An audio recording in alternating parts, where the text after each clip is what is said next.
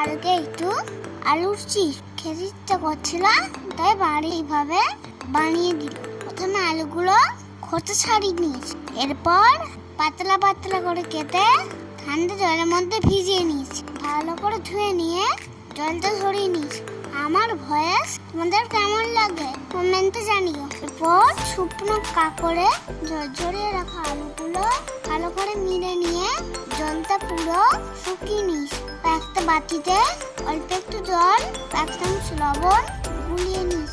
কড়াইতে তেল দিয়ে জল ঝরিয়ে রাখা আলুগুলো দিয়ে প্রথমে মাঝারি আঁচে তখন ভেজে নিয়ে পরিমাণ মতো নুন জলটা দিয়ে করে মিশিয়ে নিয়ে হাই ফ্লেমে ভালো করে ভেজে নিই।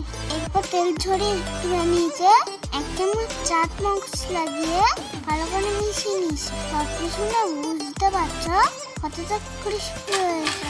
তোমরাও বানিয়ে দেখবে, খুব সুন্দর লাগবে। ভিডিওটা যদি ভালো লাগে প্লিজ একটা লাইক ও সাবস্ক্রাইব করে দিও।